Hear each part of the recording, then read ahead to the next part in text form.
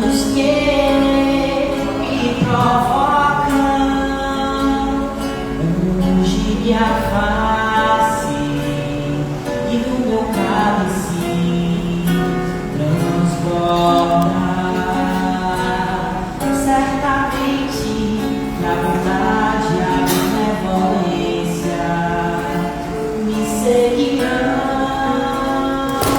todos os dias de minha vida e voltarei pra casa do Senhor por longos.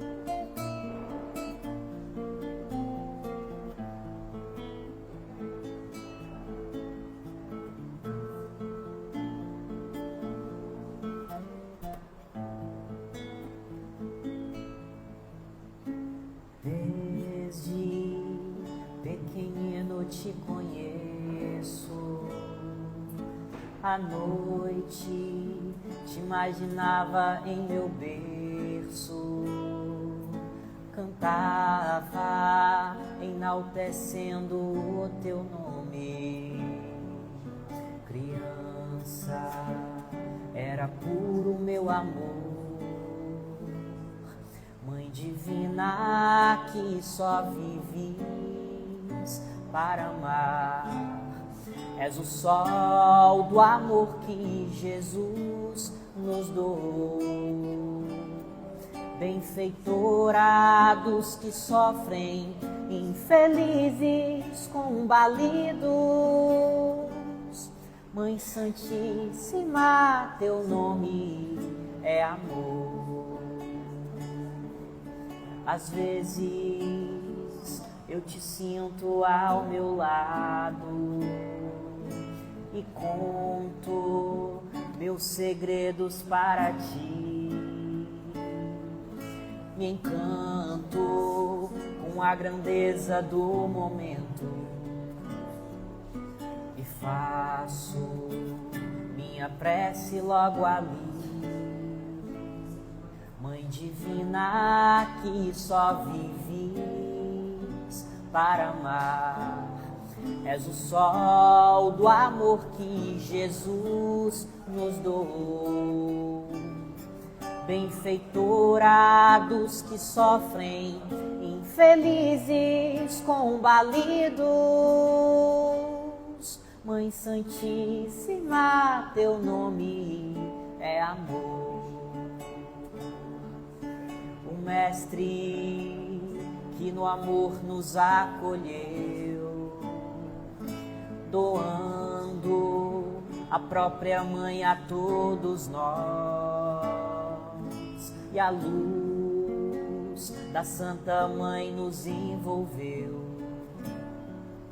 Estrela matinal ao sol dos sóis, Mãe divina que só vives para amar, és o sol do amor que Jesus nos doou. Benfeitora dos que sofrem, infelizes, combalidos.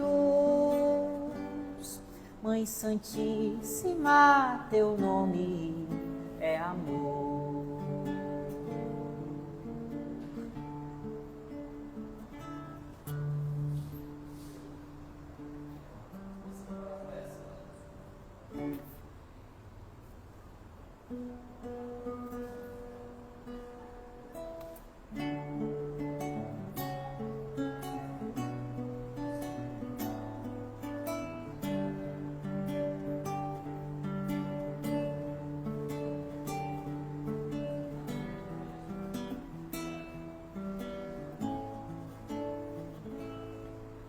Rabi,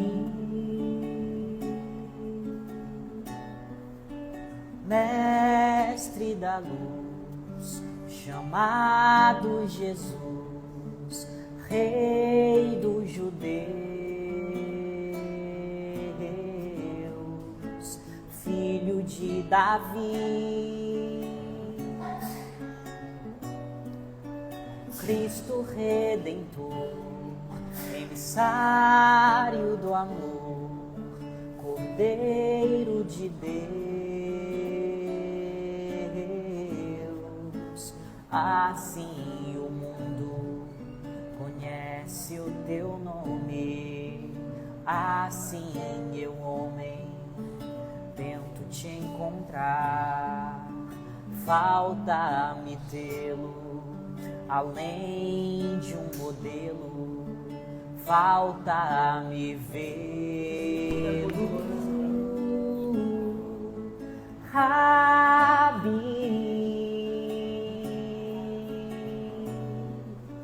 mestre da luz, chamado Jesus, Rei dos judeus, filho de Davi, Cristo Redentor, emissário do amor, Cordeiro de Deus. Assim o mundo conhece o teu nome, assim eu, homem, tento te encontrar. Falta-me tê-lo, além de um modelo, falta-me vê-lo como um irmão, como um irmão. Boa noite, sejamos todos bem-vindos mais uma quinta-feira de palestra pública no Santo Espírito de Deus. É o dia da família.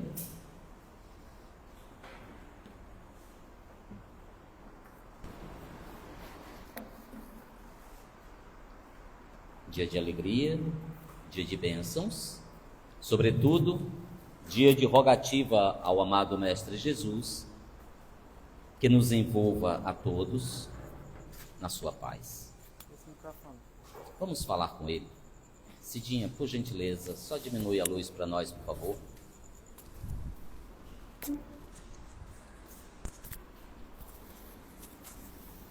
Amado Mestre Jesus, querido amigo,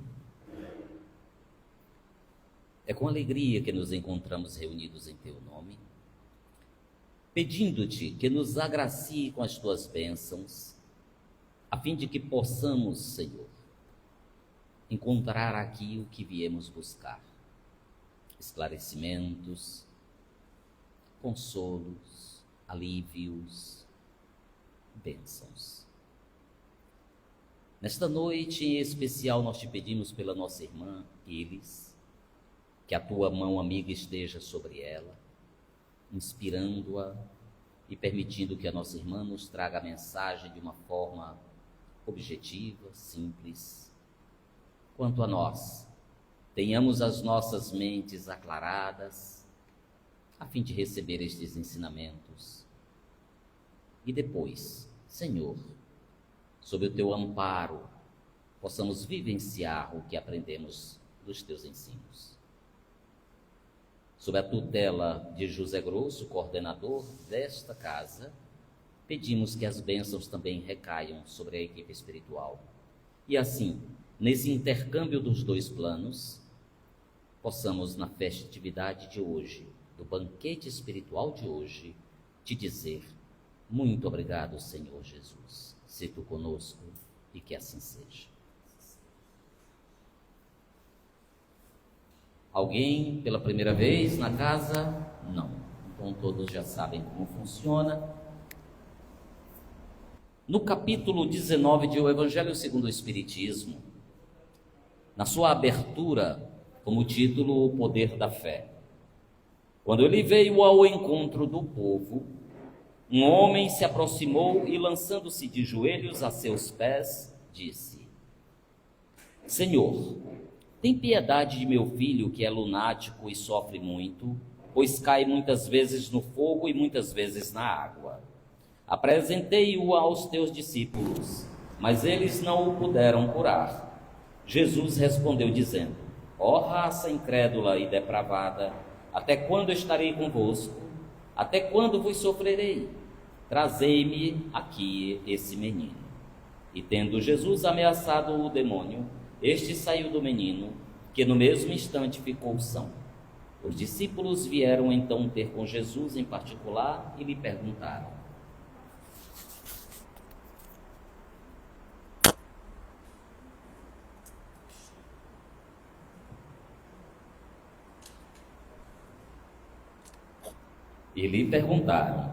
por que não podemos nós outros expulsar esse demônio? Respondeu-lhes Jesus: por causa da vossa incredulidade. Pois em verdade vos digo, se tivesseis a fé do tamanho de um grão de mostarda, diríeis a esta montanha: transporta-te daí para ali, e ela se transportaria, e nada vos seria impossível. Mateus registrou no capítulo 17 e nos versículos 14 a 20. Para nos conduzir em Jesus e Santo Antônio, faróis de fé e caridade, convidamos a eles para nos agraciar com a palestra. Boa noite a todos e a todas. Então, hoje é o dia dos namorados, né? Véspera de Santo Antônio. Então, por isso, né, nesse mês de junho, né, em que se comemoram-se muitas festas juninas, né? Semana passada o Laércio falou de Jesus e São João, e hoje eu achei melhor falar de Santo Antônio, né?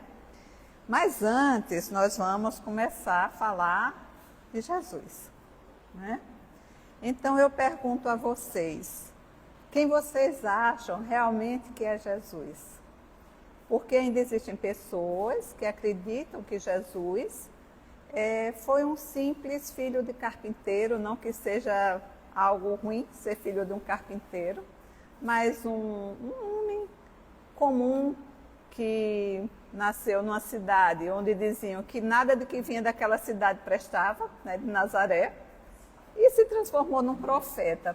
E alguns dizem assim, como é que se acredita num homem desse, né?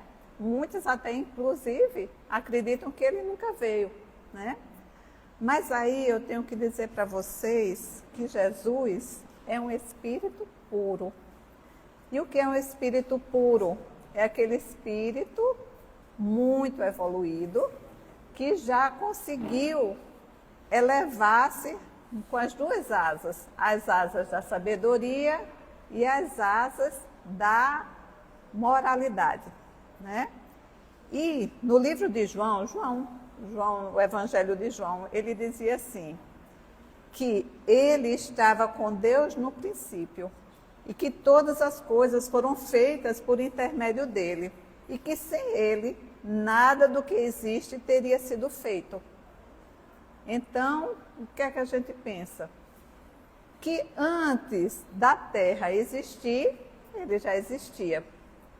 E Emmanuel, o mentor espiritual de Chico Xavier, ele nos fala o seguinte, que no livro A Caminho da Luz, ele não fala literalmente no livro isso, mas ele nos dá a compreender que Jesus é o governador de nosso planeta e foi ele que criou, junto com os engenheiros siderais, o nosso planeta, tá? Então, Jesus é um espírito puro, ele é um Cristo.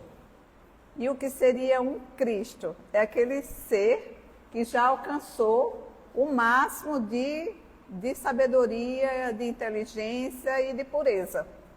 O nome, vocês já ouviram falar muito em Jesus Cristo, né? Cristo, vocês acham que é o sobrenome de Jesus? hein?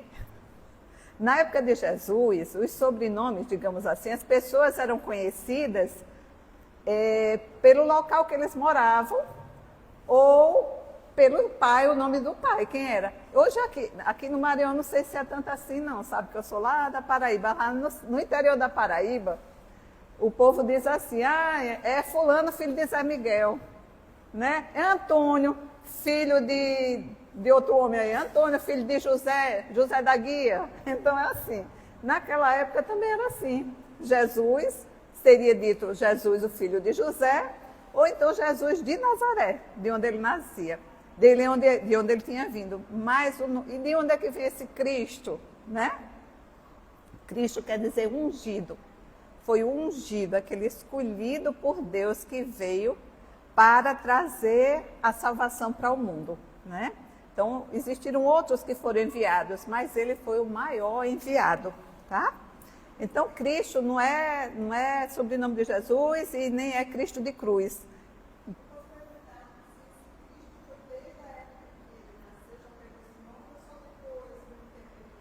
Eu não sei te dizer. Mas o que eu sei é que, na realidade, deve ter sido nesse período mesmo, que quando ele veio, já disseram que ele era o Cristo, né? Quando reconheceram nele o ungido, né? Que ele seria o Messias. E tu, o que é que dizes que eu sou? Tu és o Messias enviado por Deus, né? Então, naquela época, eles já tinham a noção que ele não era um simples profeta, mas realmente o enviado por Deus, o Messias ou o Cristo, né? Agora, a noção de que ele era o criador do planeta, o governador do planeta Terra, aquelas pessoas ainda não tinham, né? E outra coisa que que a gente pensa nisso, é porque, a princípio, depois que Jesus ressuscitou, vocês sabem que os apóstolos criaram a Casa do Caminho, e eles saíram pregando, e eles eram conhecidos como os homens do caminho, né? Até que Lucas, o apóstolo Lucas, que na realidade ele não conheceu Jesus, o Lucas, né? Ele ficou conhecendo Jesus através dos apóstolos, principalmente através de Paulo de Tarso, né? A gente vê no livro de Emmanuel, né? Paulo e Estevão, que eles se encontraram nos navios, né? Lucas era médico e ficou muito amigo de Paulo de Tarso, as coisas que só espírita conhece, né? Ninguém mais conhece esses bastidores pós-morte de Jesus. E ele sugeriu que deixasse esse nome de homens do caminho e passassem a ser cristãos. Então, naquela época já tinha-se realmente essa noção, né? Então, o que a gente sabe de Jesus, como eu disse, que é um espírito puro, e que ele encarnou entre nós por muito amar. E então, ele não precisava vir, gente. Eu li, quando eu estava pesquisando aqui, um blogueiro aí, né, espiritualista, talvez diga que é espírita, não sei, dizendo que Jesus foi um homem que cumpriu, um espírito que cumpriu o mesmo que a gente está cumprindo, né, da evolução de Jesus aqui na Terra. Então, que ele foi evoluiu mais do que os outros e hoje é um espírito puro. Só que o nosso irmão está um pouco equivocado, porque Jesus, ele não evoluiu aqui no planeta Terra. Quando a Terra foi criada, ele já era um espírito puro. Foi a ele que Deus concedeu essa missão de criar o nosso planeta junto com os engenheiros, né, os espíritos elevados, os engenheiros siderais. Então, Jesus não reencarnou na Terra. Ele encarnou por amar a gente, para que as pessoas conhecessem que existia a necessidade de se amar, de perdoar, de ser menos primitivo, de ser menos embrutecido, né? E o que eu quero trazer para vocês é que Jesus é um ser real, não é uma coisa fictícia, que a gente acha que existe, mas não tem certeza. Dizem que existe. Então, Jesus, ele existe e ele continua existindo. Por isso eu botei aqui quem foi Jesus. Eu coloco quem é Jesus. Porque Jesus, a gente tem que trazer ele bem para pertinho da gente. Como aquele irmão muito querido. Como aquele amigo de todas as horas.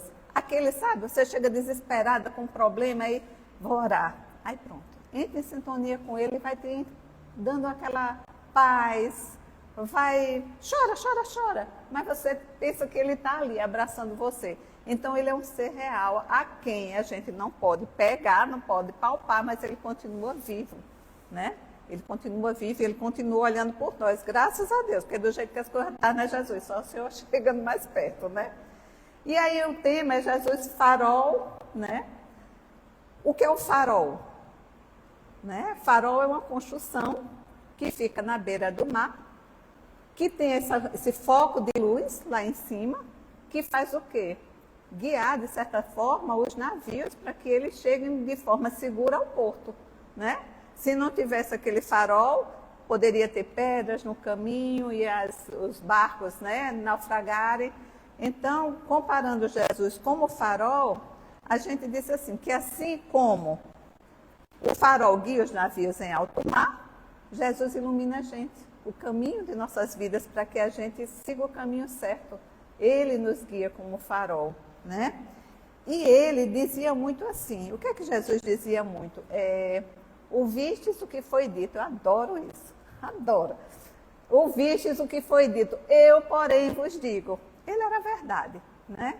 Então, eu adoro ouvir Jesus dizendo isso, e várias vezes a gente vê relatos nos evangelhos, né, de Mateus, Jesus dizendo isso. Eu, porém, vos digo. Por quê? Porque ele era o nosso guia, ele era o caminho, e ainda é, tá? E aí, ele diz o que também para a gente? Que vós sois deuses.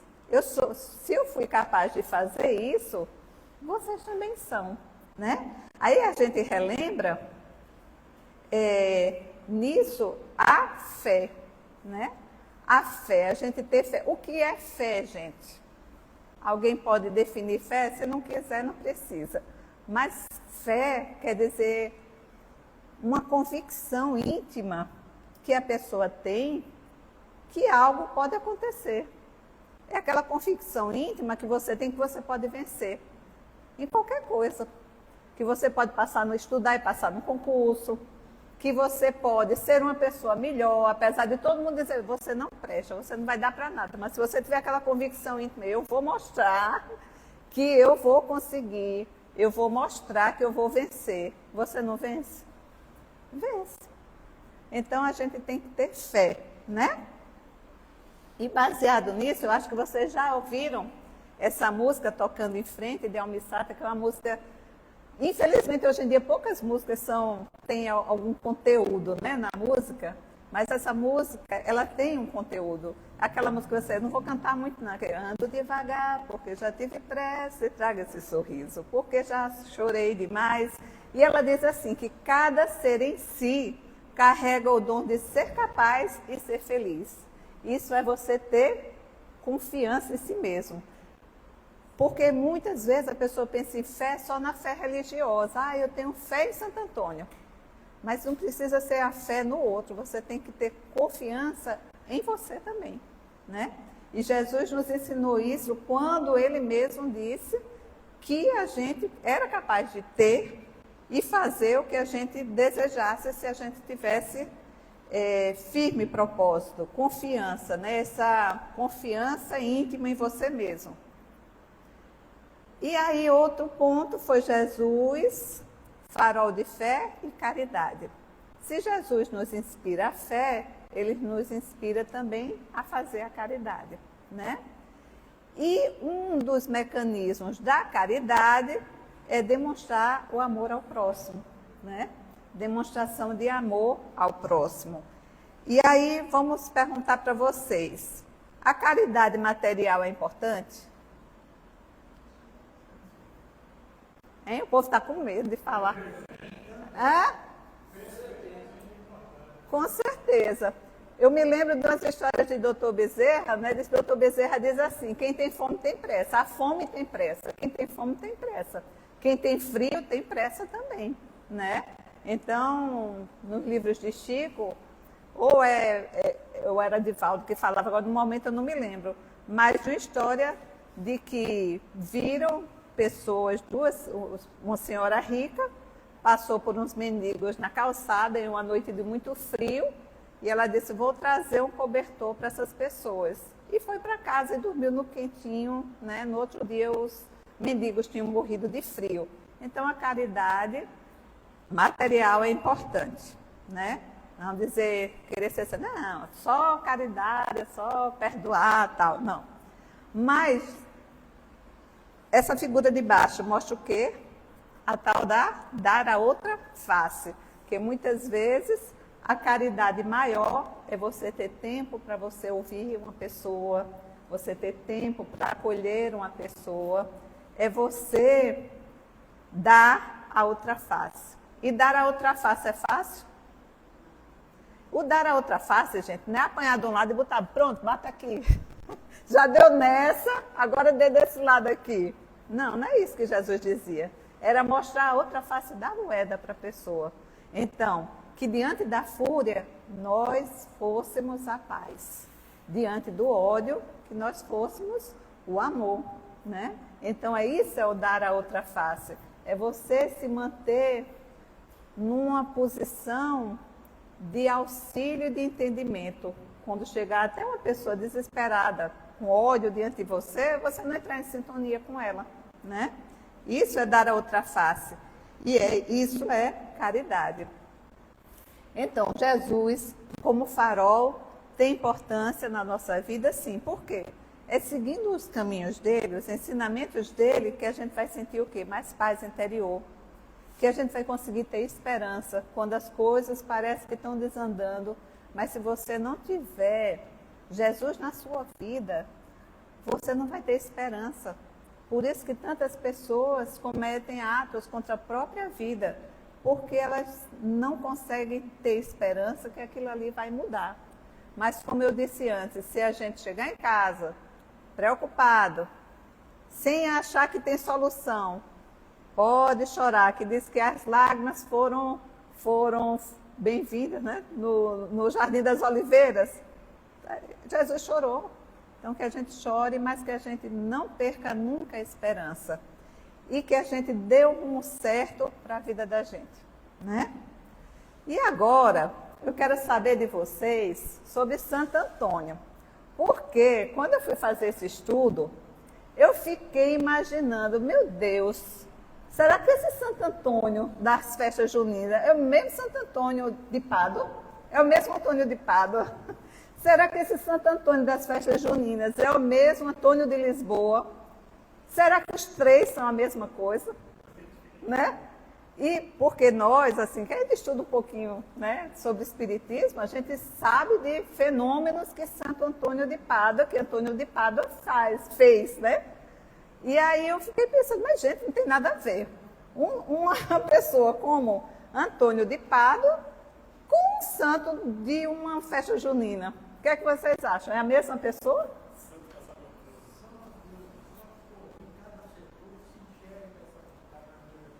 É isso mesmo. Cada um vê o santo do seu gosto, né? Então, eu digo para você, depois a gente vai falar sobre o santo casamenteiro, lá no final, tá? Aham. Então, bom, é o mesmo santo, tá? Santo Antônio de Lisboa, Santo Antônio de Pádua e o Santo Antônio das festas juninas é o mesmo santo. Agora, o Santo Antônio de Lisboa é porque ele nasceu em Lisboa, aí Portugal quer pegar o santo para eles, né? E ele viveu boa parte da vida dele, as pregações dele foram na Itália, e ele residia em Pádua, e aí a Itália quer se apoderar do santo. Inclusive ele está enterrado, os corpos, os restos mortais dele estão lá na Itália, querem se apoderar do santo. E ele caiu na graça do povo como santo casamenteiro, que a gente vai falar lá na frente, principalmente aqui no Brasil, né? Então, mas ele não nasceu Antônio, ele nasceu Fernando Martim de Bulhões. Engraçado que eu estava assistindo a televisão um dia desse, já estava estudando assim, e caiu num programa desses de pergunta que vale dinheiro, né? Como era o nome de Santo Antônio, antes de ser Santo Antônio.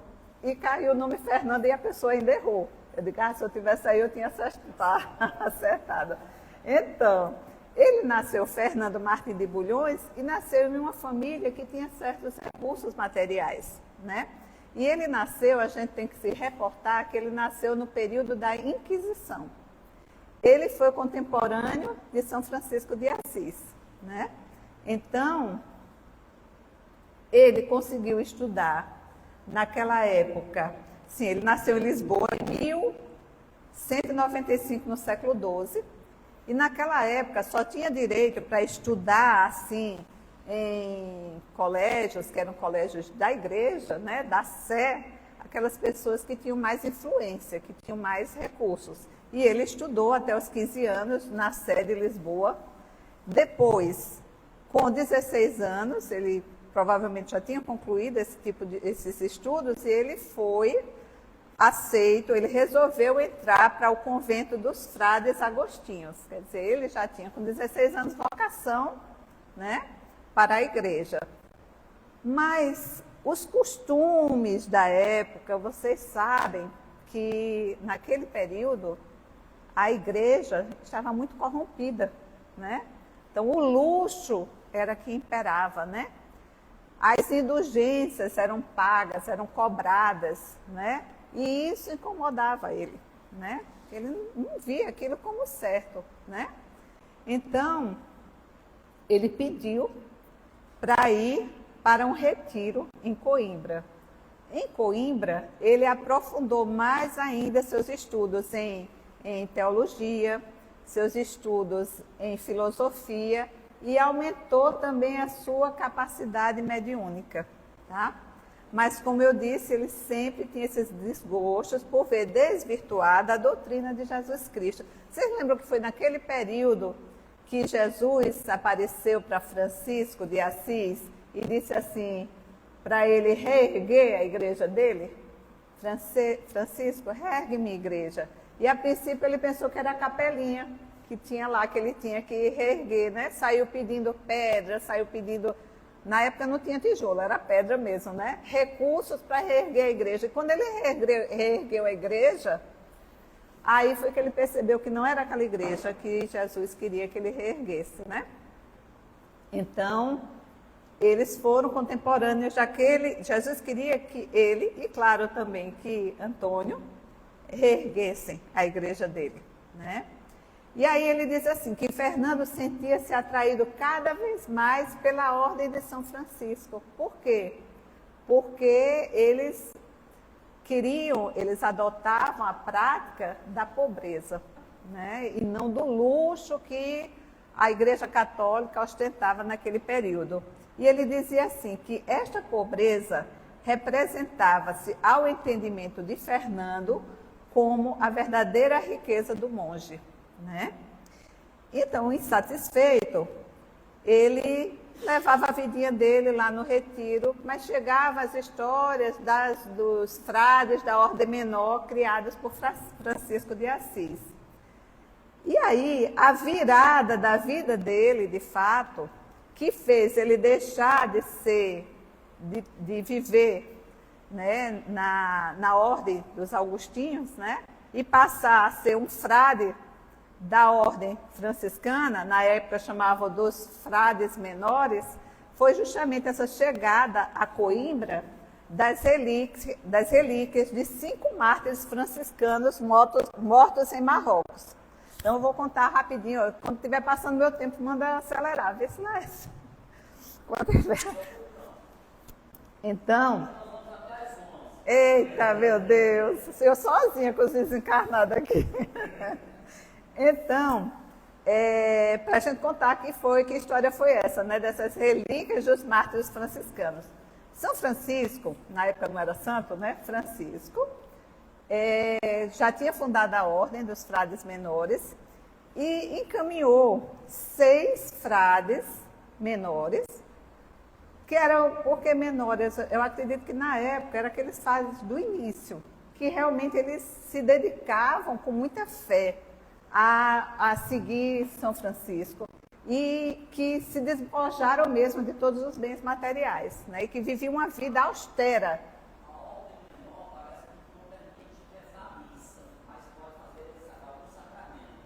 Uhum.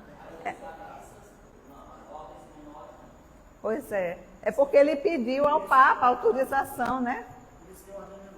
É, né? Ah, pronto. Aí, gente, tá vendo? A ordem menor, vocês entenderam? Que é porque talvez quem esteja ouvindo não esteja entendendo, né? A ordem menor é porque eles não podem celebrar a missa.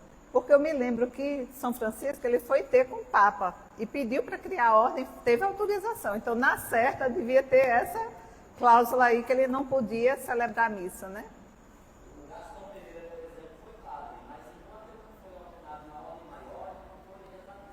Certo. Pronto.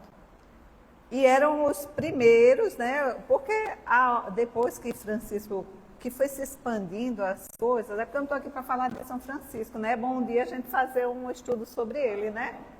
Muito bom. Foi se expandindo tanto a ordem que chegou um dia de ele bater lá e não conhecerem ele, né? Aquele homenzinho magrinho, né? Vestido todo esfarrapadozinho, e chegou para bater no próprio local onde ele tinha fundado, e um frade chegou lá e disse, não, vai-se embora, fica aí no frio. Então, mas esses foram os primeiros que resolveram seguir São Francisco, e ele enviou esses seis frades, aqui só são 5, né, para pregarem pela Europa. E desses 6, um adoeceu e não seguiu a viagem. E só 5 foram. E eles foram para a Espanha, uma cidade da Espanha chamada Sevilha, na Espanha. E, ao chegarem lá, participaram de uma festa islâmica. E o que é que eles fizeram? A fé deles por Jesus era tão grande que eles tentaram, mesmo no meio daquela festa, convencer aquelas pessoas que estavam lá a abandonar a fé em Maomé e se batizarem e seguirem Jesus, que Jesus era o verdadeiro guia da humanidade. E aí é claro que isso não agradou de jeito nenhum aquelas pessoas que estavam lá. Um rei que estava lá decretou na hora que todos fossem decapitados. Mas existiam pessoas lá que simpatizavam com esses freios tão humildes, tão bondosos, porque era credulidade, né, gente? Era a bondade deles, acreditavam no meio daquelas pessoas de dizer isso. Aí não, manda eles para Marrocos, não vamos matar eles aqui não, deixa eles para lá, que lá o negócio tipo assim é mais pesado, se eles se meterem a besta não vai dar certo. E eles foram para Marrocos, que fica no norte da África, né? E lá chegando, não perderam tempo, né? Bom, vamos falar de Jesus, que Jesus que era o rei, que era o Salvador, que vocês se batizem, que abandone Maomé, não é ele, é Jesus. E aí, é claro, o sultão ficou sabendo, prendeu eles pela, como é que eu posso dizer, pela capacidade deles de falarem um absurdo desse, né? Absurdo desse para eles, né? Heresia, mas era outro nome assim, da petulância, tipo assim, né? Muito atrevimento desses frades chegarem aqui e falarem mal de Maomé, porque ainda hoje vocês sabem, aí de quem fala mal, né? E aí, imagine naquela época. E aí prenderam eles e deixaram os bichinhos 20 dias, sem comer e sem beber. 20 dias. Está mangando dos bichinhos, mas não é... Os bichinhos inocentes, coitado, falando para as feras, né? Uns cordeirinhos falando diante das feras de Jesus. E aí eles passaram esses dias sem se alimentar, aí pronto, depois desses dias de fome, agora eles vão renegar esse Jesus. Mas os fradezinhos lá, não. Meu Salvador é Jesus. Aí o sultão depois manda uma noite de tortura. E aí açoitaram, fizeram de tudo com o povo dos padres e dos frades. E aí depois dessa noite de tortura, chamaram eles de novo. E eles não negaram a fé em Jesus. Aí o sultão disse, eu vou mudar de tática. Vamos trazer um bocado de menina bonita para cá? Um bocado de mulher aqui, que agora eles vão se converter, eu quero ver. E trouxeram as mulheres que disseram para eles que elas seriam esposas dele, que eles iam ter todo o dinheiro do mundo se eles desistirem dessa ideia de adorar Jesus e de seguir Jesus. Mas eles se mantiveram firmes na fé, e o próprio sultão matou os 5, né? E aí, Antônio ficou sabendo, na época Antônio ainda era Fernando, ficou sabendo do martírio desses franciscanos e os corpos deles foram levados para Portugal, né? A partir disso, ele disse, não, é essa fé que eu tenho em Jesus e é esse caminho que eu quero. Então, ele saiu, deixou de seguir do convento dos agostinianos e passou a ser um frade da ordem menor, né? E aí foi quando ele, extremamente culto, porque a vida dele até então tinha sido só estudar e aperfeiçoar seus estudos, tirou aquele luxo que aquele convento dava para os padres na época e vestiu aquelas roupinhas feitas de estopa, né? Dos franciscanos, né? E deixou de ser Fernando e passou a ser Frei Antônio. Aí chega o Antônio. E aí, daqui a gente diz de Lisboa a Pádua. O que é que aconteceu? Frei Antônio pediu logo para ir para onde? Adivinhem, está na tela. Foi para Marrocos. E vocês acham que ele queria fazer o que lá em Marrocos? Pregar e ser martirizado em nome de Jesus também, né? Porque ele sabia que se ele fosse, ele ia ser morto também. Mas partiu para Marrocos como representante, né, dos freis, dos frades lá. E só que quando ele chegou lá, como a gente diz, Deus tem um propósito para a vida de cada pessoa. Aí ele disse, não, rapaz, você vai servir muito mais se você estiver vivo.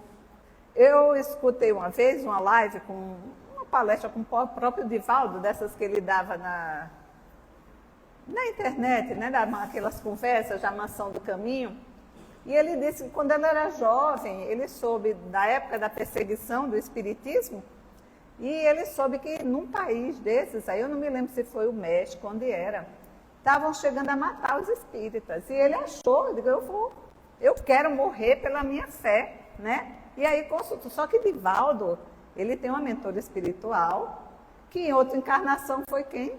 Santa Clara, né? Joana de Ângeles, em uma encarnação, foi a melhor amiga do Francisco de Assis, né? E aí ele disse, minha irmã, eu estou querendo ir para lá, pregar, e que seja feita a vontade de Deus. Se eu tiver que ser sacrificado, eu sou sacrificado em nome de Jesus com muita coragem, com muito amor. Para mim isso é uma bênção. Ela disse, espere, eu vou consultar Francisco. É fraca, né?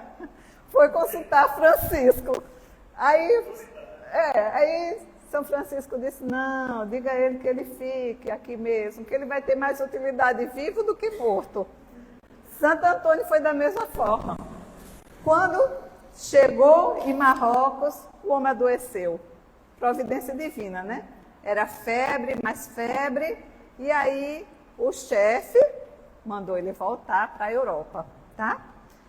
E só que ele não tinha que voltar para Portugal. O que aconteceu? O navio dele, enfrentou uma tempestade e terminou, uns dizem que foi naufrágio, né? Mas terminou que ele sofreu esse naufrágio e teve que parar na Sicília, na Itália, né?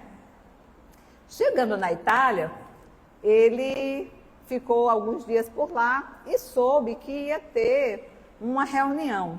Eles chamam de Capítulo Geral da Ordem, lá em Assis, presidido pelo próprio Assis, São Francisco de Assis. Ele tinha muita vontade de conhecer São Francisco. Então ele pediu para ir para lá e foi. Chegando lá, ele pediu para continuar por lá, ali, por aquela região.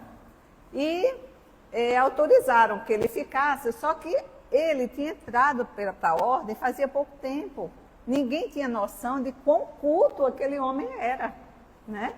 E o que é que ofereceram para ele? Fique, mas você vai ser, o trabalho que a gente tem aqui para você é de ajudante de cozinha. E na hora topou. Aí ia topar? Não, rapaz, eu sei, eu sou um pregador de primeira. Olha, você não sabe quanto eu sou culto para ficar aqui como sendo ajudante de cozinha. Mas ele topou na hora e ficou lá por muitos meses sendo ajudante de cozinha no Erimetério. Erimetério é coisa tipo de eremita. Eu creio que é algo tipo assim, são os frades que ficam reclusos, né, sem muito contato. E aí eu paro para pensar assim, quanto realmente ele não gostava do luxo da igreja e nem de estar ostentando nada, né? Ele preferia, você vê, ele foi para um retiro, né, em Coimbra, agora ele ficou isolado no Eremitério, né, esse nome aqui, do Monte São Paulo, foi onde ele ficou. Só que um belo dia, depois de alguns meses que ele ficou lá apagadinho, sendo só ajudante de cozinha, houve uma assembleia, uma reunião, com uma cerimônia de ordenação nesse convento, numa cidade chamada Forli. Então, nesse dia, muitos frades foram ordenados e tinha muita gente lá. Quando terminou a cerimônia, o provincial, é porque são termos que a gente não usa, né, gente? Mas provincial foi olhar, era tipo assim, o responsável pelos frades daquela província. Então, isso, pois é, daquela província, né? Então, ele chamou aos frades pregadores para encerrarem com uma pregação, aquela cerimônia. E como diz o povo na minha terra, cada um foi tirando os quartinhos de lado, né? Ninguém tinha preparado nada. E fazer um encerramento numa cerimônia onde tinha tanta gente sem ter preparado nada, eles... Sabe como quando a gente chama uma pessoa assim, olha assim para dizer, quem vai fazer a prece? Todo mundo vira a cabeça e baixa a cabeça, ninguém quer fazer. Foi mais ou menos assim. E aí ele dizendo, bom, ninguém preparou nada, para não constranger eles, que já são frades, pregadores, vamos chamar uma pessoa assim bem simples, porque se fizer besteira, é simplesmente ninguém vai ignorar. Aí chamaram justamente aquele ajudante de cozinha, que achavam que não tinha cultura nenhuma, e humilde. Aí disseram assim, aí ele disse assim, não, fale, meu irmão, deixe que o Espírito Santo fale por você. E ele não se recusou. E quando ele começou a falar, foi em latim. E fez uma pregação que pegou desde a época das escrituras mais antigas até o momento atual.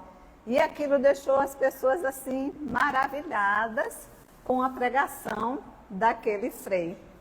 A partir daí, dizem que ele chegou a ser o pregador que mais encantava São Francisco de Assis. Que ele chegou a ser convidado e depois ele partiu, não quis ficar nisso, para ser o orientador dos outros frades. Tipo assim, ensinar, inclusive, as escrituras para os frades, porque às vezes ele não queria ensinar muita coisa com medo de corromper, porque a igreja naquela época estava corrompida. Então eles tinham medo de qualquer pessoa que não tivesse um coração tão bondoso em ensinar aos frades e corrompê-los também, né? Sabe lá o que é que iam pensar, né? Naquele período tão cruel. Bom, aí vamos ver a mediunidade dele, os milagres de Santo Antônio, né? Para a Igreja Católica são os milagres. Aí eu quero confessar para vocês uma coisa.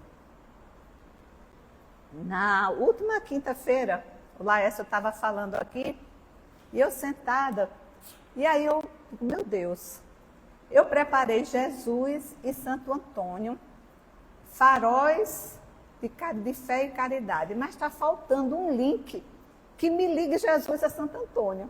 Estava uma coisa para mim, o que eu estava preparando, solta, né? Eu digo, gente, tem que ter alguma coisa que junte esses dois, assim, para eu saber o que falar, para não falar de Jesus, depois falar de Santo Antônio, uma coisa tão... E aí eu não tenho muita mediunidade não, gente, mas de vez em quando sopra um negócio no meu ouvido, eu consigo ouvir, e me disseram assim, minha filha, fale da intimidade de Santo Antônio com Jesus. Eu digo, meu Deus, é mesmo. Que uma pessoa, para fazer o que ele fazia, tinha que ter muita intimidade com Jesus, né? E é essa intimidade que eu tomo para a gente, que a gente também tem que ter com Jesus, né? E ele tinha essa intimidade. Ele orava todas as noites pedindo a Jesus que ele tivesse a pureza de coração que o menino Jesus tinha, né? Então já pensou se toda noite a gente fizesse disso um mantra para a gente? Senhor, me dá a pureza do menino Jesus, né? Me faz puro e bondoso como o menino Jesus, né? Se vocês veem as imagens de Santo Antônio, sempre é com o menino Jesus nos braços, né? Porque ele tinha essa intimidade com Jesus. E era por ter essa intimidade com Jesus que ele conseguia curar. Então, uma das suas mediunidades, uma das suas duas, como é que a gente diz, capacidades mediúnicas que ele tinha, era a mediunidade de cura. Então, aqui fala-se que certa mulher o procurou com um filho paralítico de nascença e que ele fez o sinal da cruz nas pernas da criança e a criança passou a andar. Em nome de Jesus, né? E ele operou essa cura em nome de Jesus, mostrando a intimidade dele com Jesus.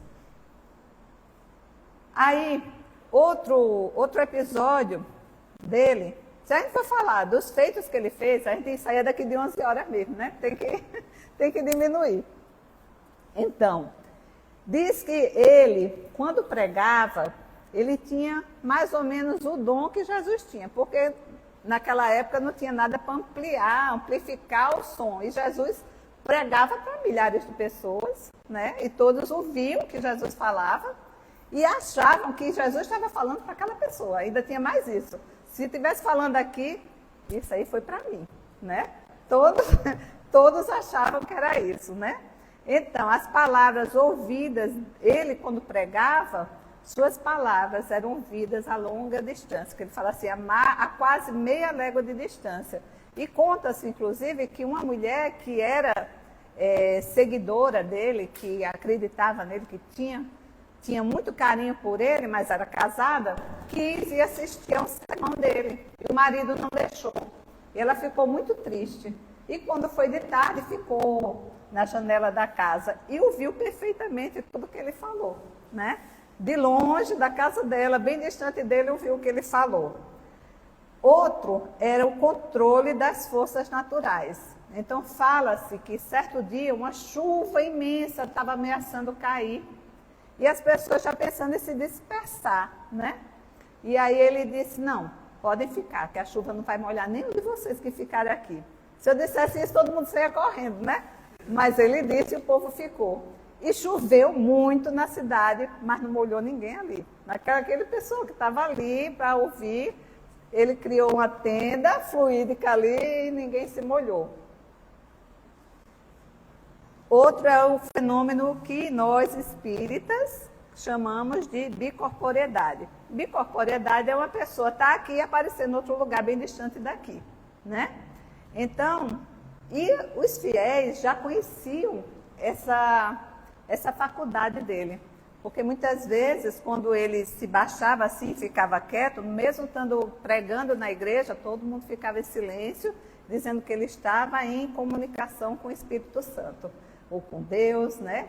Então as pessoas já respeitavam. E nesse dia, a gente sabe porque no livro dos médiuns, quando fala de bicorporeidade, se fala disso de Antônio de Pádua. Ele estava pregando e sentiu que o pai dele, em Lisboa, nessa época não tinha, não sei se vocês sabem, mas nessa época não tinha WhatsApp não, tá, gente?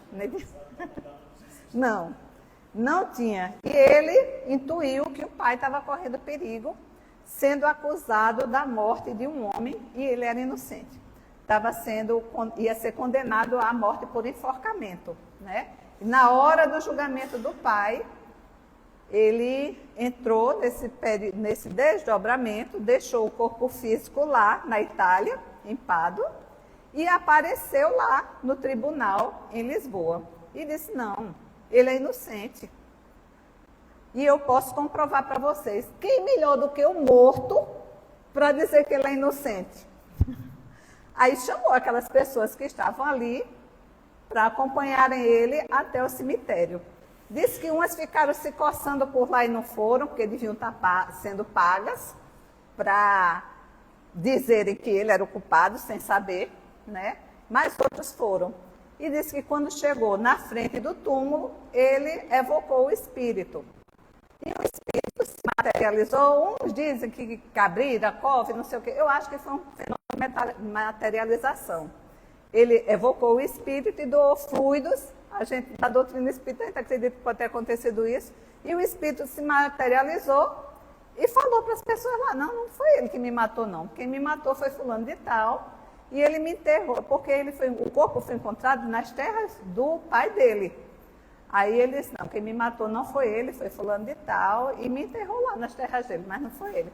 No momento, dizem que lá mesmo o juiz já absolveu ele. E naquela confusão de morto fala, morto desaparece depois que fala, Santo Antônio desapareceu também.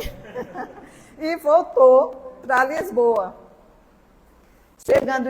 Voltou para Lisboa, voltou para Pádua, para a igreja onde ele estava pregando. E aí, quando ele voltou a si, aí ele falou para aquelas pessoas, não, nesse momento eu fui lá em Lisboa livrar meu pai de uma condenação injusta.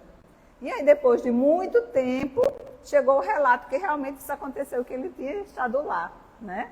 E, então, isso foi um dos milagres da Igreja Católica. Isso é relatado, gente, até pelas as notícias do Vaticano, tá?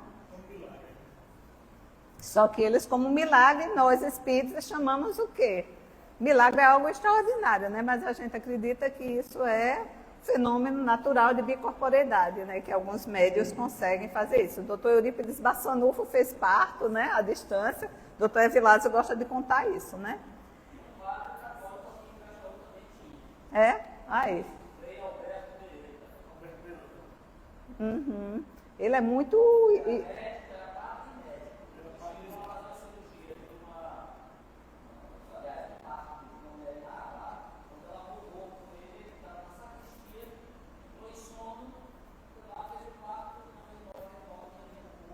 É por isso ele é tão venerado, né, lá em Grajaú, né? Esse padre Alberto Beretta, né? Uhum.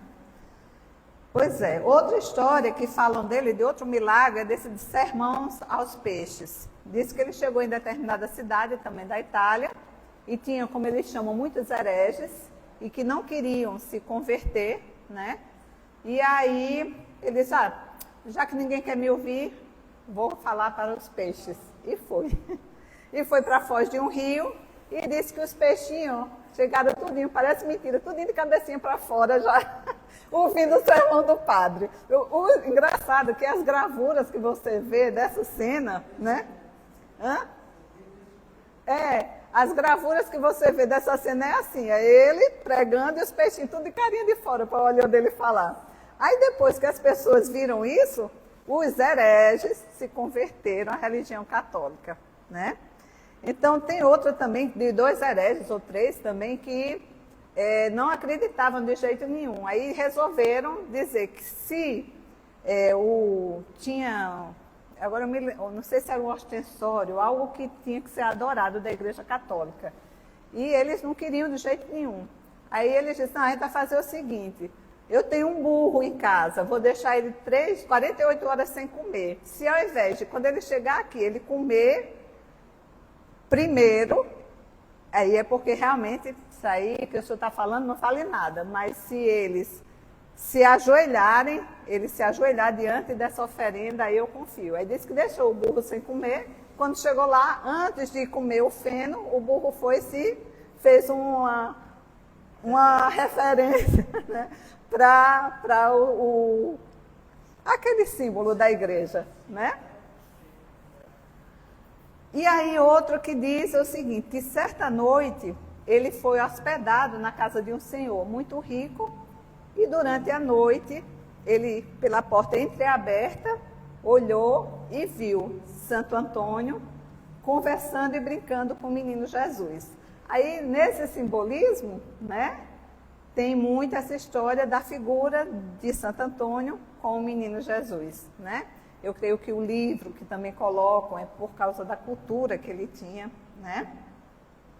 Bom, e Antônio de Pádua, ele desencarnou que dia 13 de junho, por isso o dia de Santo Antônio, para nós, é comemorado justamente no dia 13 de junho, né? Em 1231, novinho, com 36 anos. E ele foi canonizado por causa de tanto milagre já no ano seguinte, né? São Francisco foi canonizado 2 anos depois. Ele foi canonizado antes de São Francisco de Assis. E aí, tem uma história na internet mesmo, uma entrevista de Divaldo com Joana de Ângeles, eu trouxe, porque eu achei muito interessante. Ele diz assim, deixa eu ver aqui se eu consigo ler, porque perguntaram a Divaldo, porque tem um livro dele chamado Sob a Proteção de Deus, né? E nessa obra, nesse livro, tem uma mensagem de Santo Antônio, né? E as pessoas disseram, mas Divaldo, o teu poder, a capacidade de psicografar uma mensagem de Santo Antônio, isso é mentira, né? As pessoas, né? Porque a evolução é muito grande. E aí ele explica o que é que aconteceu nessa entrevista. Ele disse o seguinte, que ele estava numa viagem de divulgação da doutrina espírita, né, na Europa, e em especial, nesse dia ele estava em Pádua, e lá falaram que Santo Antônio era de lá, e que ele estava justamente naquela região onde havia tido essa história desse milagre, dele ter ido e ter salvo o pai dele, né? E aí ele disse que Joana de Ângeles disse assim para ele, Divaldo, deixa eu ver aqui como é que ela falou para eu não... Antônio, o santo de Pádua, deseja mandar uma mensagem à Terra. Lembrando que Joana de Ângeles foi quem, gente, que eu falei? Santa Clara de Assis. Então, ela já devia conhecer ele naquela época também, né?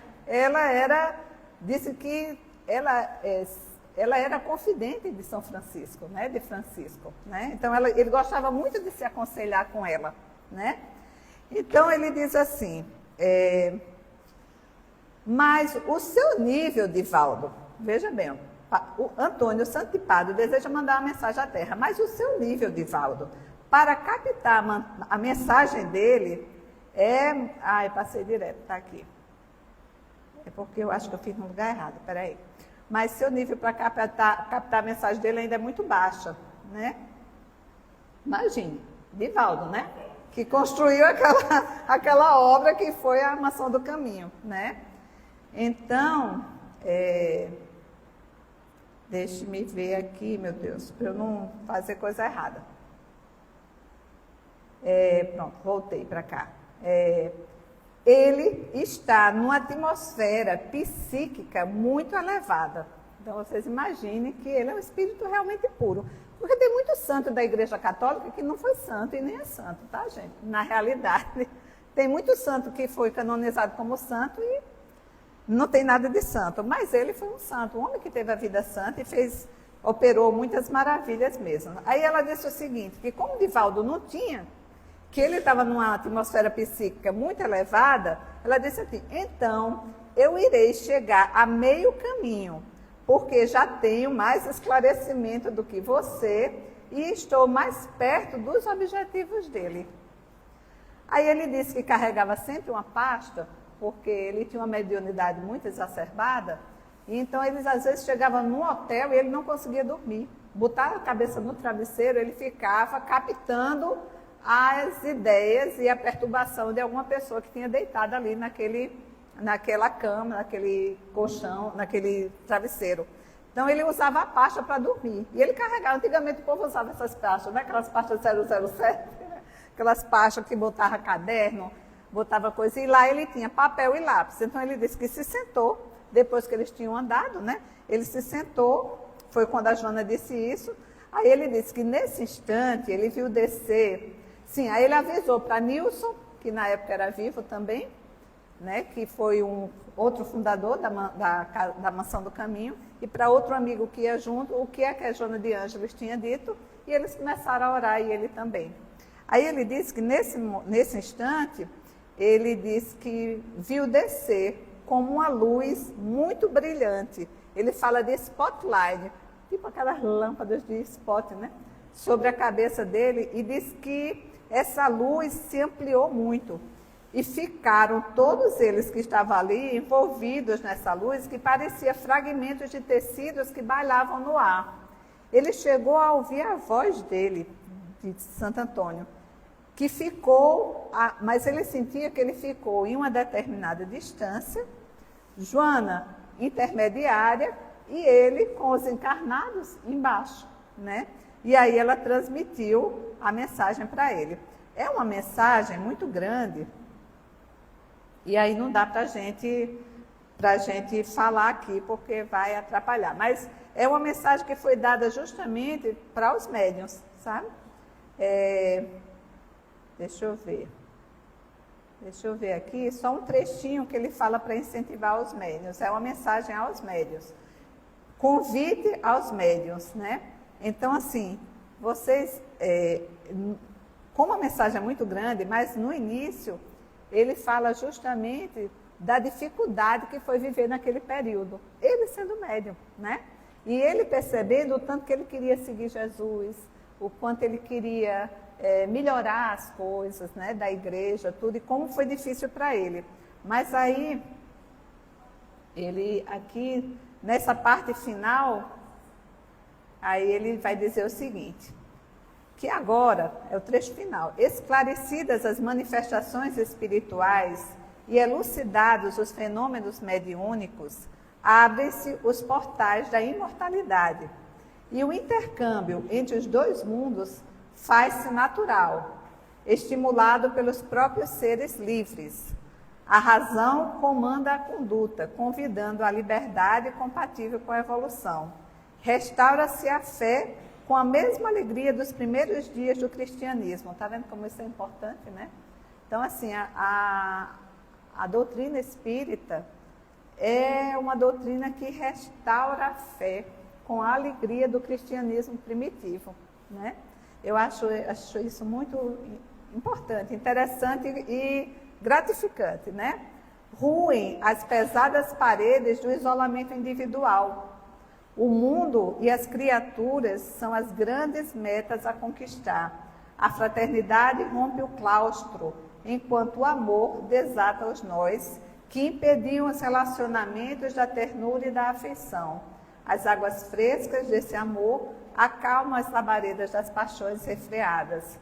Ainda permanecem, é certo, focos de incêndio e de alucinações no mundo por liberação desequilibrada, fenômeno esse natural após a demorada contenção. Jesus, porém, chegará a todos através de seus discípulos novos e a paz reinará soberana.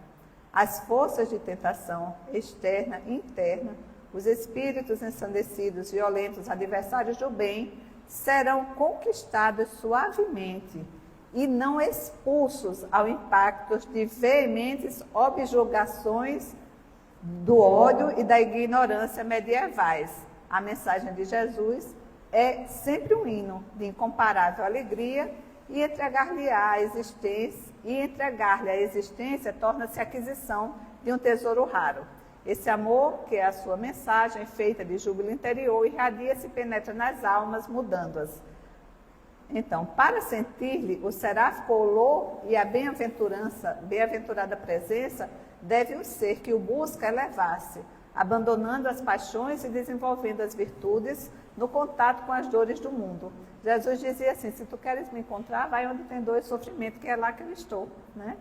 Então, atendendo à fome de pão, à sede de água e, sobretudo, às necessidades de entendimento, lado a lado com a carência, pelos caminhos das novas Galileias.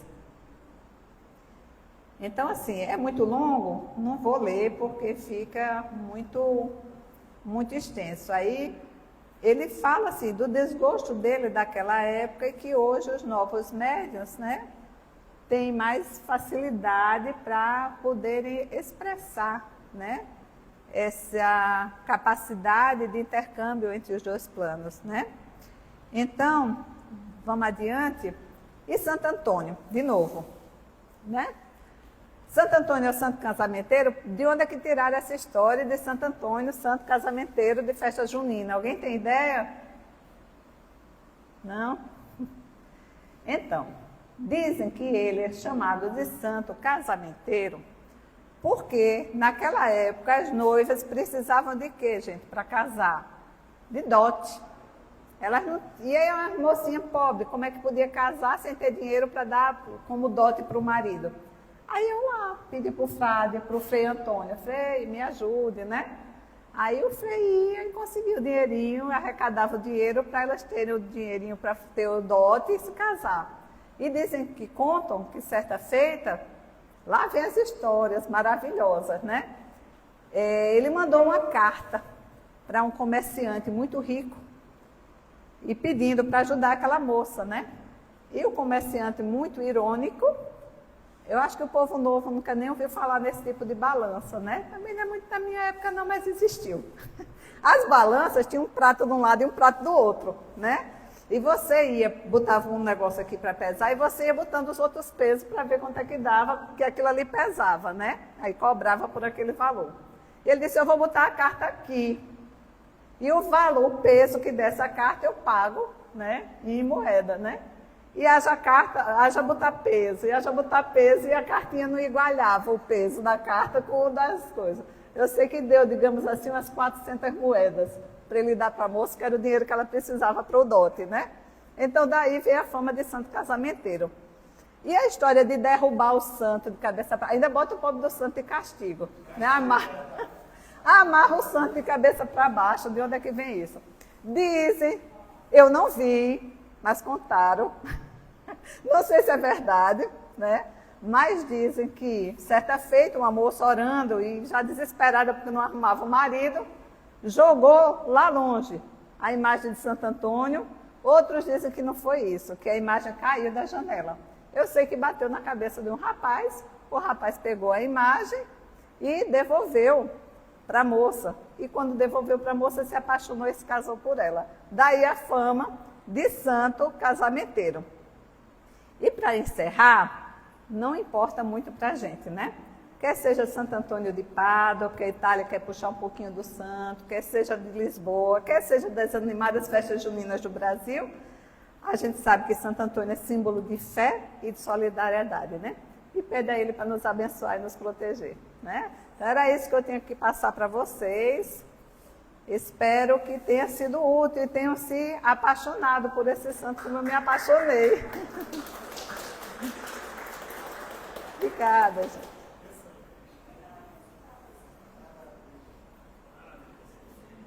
Bom.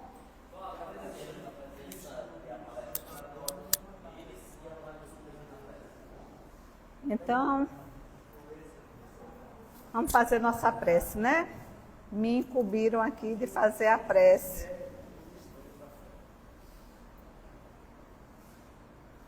Então vamos, depois de ouvir falar, de uma forma assim, alegre, despretensiosa, desse homem tão belo, desses espíritos tão elevados. Falamos de Jesus, falamos de Antônio, falamos de Francisco, falamos de Santa Clara.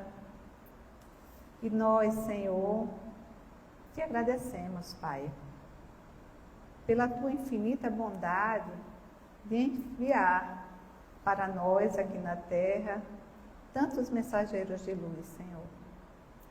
Rogamos que a espiritualidade amiga aqui presente possa nos brindar com essa chuva de luz que desce do alto, iluminando cada ser, iluminando cada corpo, trazendo para cada um de nós uma sensação de paz, de equilíbrio, de bem-estar, nos ajudando de alguma forma a termos, através da prece diária, através de condutas retas e adequadas, mais intimidade, Senhor, com esses seres angélicos. Ajuda-nos, Deus de amor e de misericórdia, a termos mais intimidade com Jesus, a termos mais intimidade com esses benfeitores, amigos e tão bondosos, com esses seres luminosos que tantas vezes nos ajudam sem que a gente nem perceba. Que possamos, Senhor, em Teu nome, ter o coração puro como o coração do menino Jesus, assim como Santo Antônio te rogava. Ser conosco, Mestre amado, nos guiando como um farol, nos abençoando, nos iluminando, nos protegendo e nos livrando de todos os males, Pai, hoje e sempre. Assim seja.